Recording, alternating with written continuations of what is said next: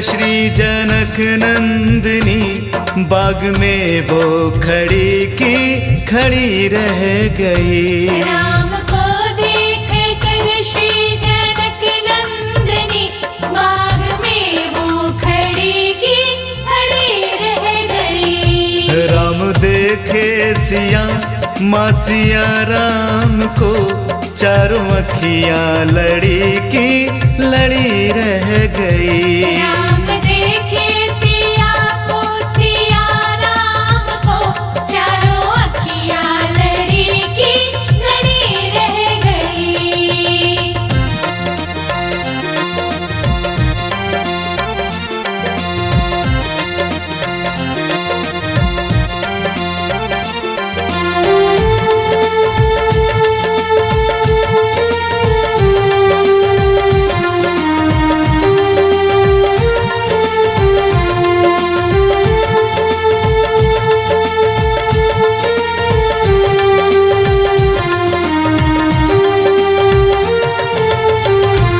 थे जनकपुर गए देखने के लिए, सारी सखियां झरोखों से देखने लगी। सारी सखियाँ झरोखों से दिखने लगी, सारी सखियाँ झरोखों से दिखने लगी। देखते ही नजर मिल गई प्रेम की, जो जहाँ थी खड़ी की खड़ी रह गई। देखते ही नजर मिल गई प्रेम की, जो जहाँ थी खड़ी की खड़ी रह गई। राम को देख कर श्री जनक नंदिनी, बाग में वो खड़ी की खड़ी रह गई। राम को देख कर श्री जनक नंदिनी, बाग में वो खड़ी की खड़ी रह गई।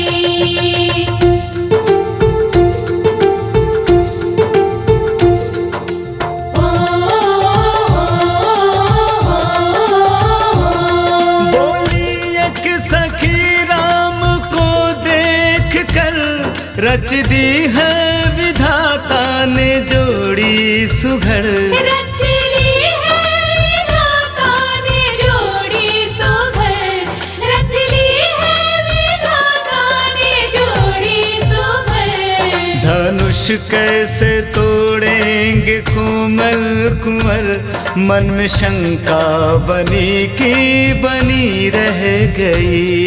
धनुष कैसे तोड़ेंगे कोमल कुंवर, मन में शंका बनी की बनी रह गई। राम को देख कर श्री जनक नंदिनी, बाग में वो खड़ी की खड़ी रह गई। राम को देख कर श्री जनक नंदिनी, बाग में वो खड़ी की खड़ी रह गई।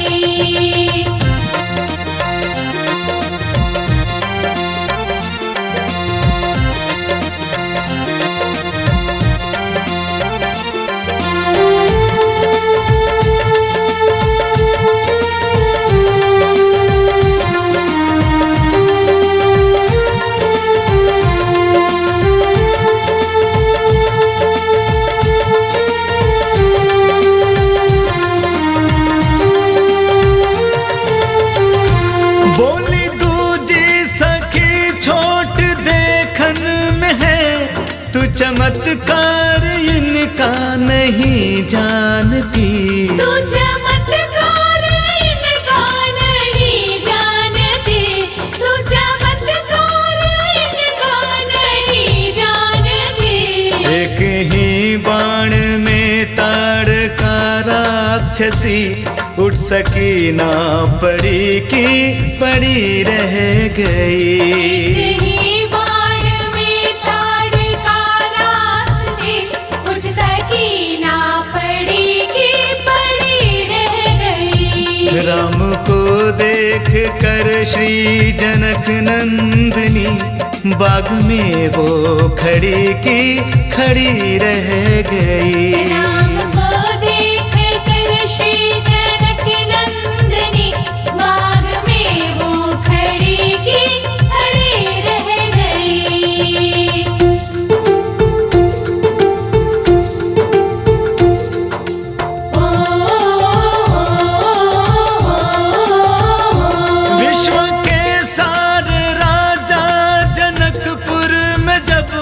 शिव धनुष तोड़ पाने में असफल हुए।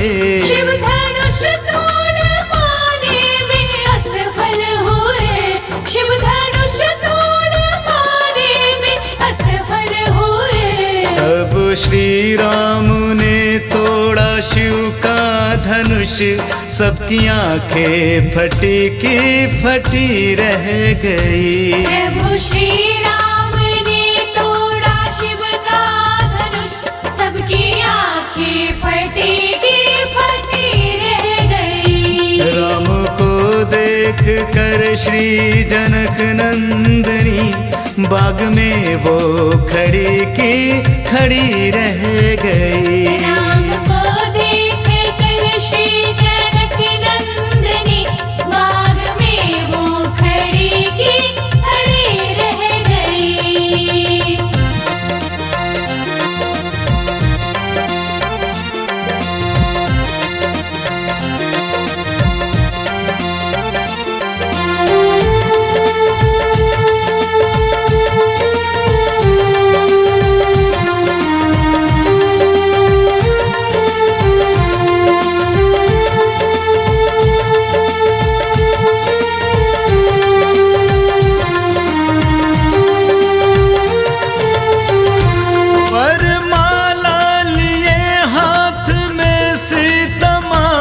सकुचाती लजाती वहाँ गई। सकुचाती लजाती वहाँ गई।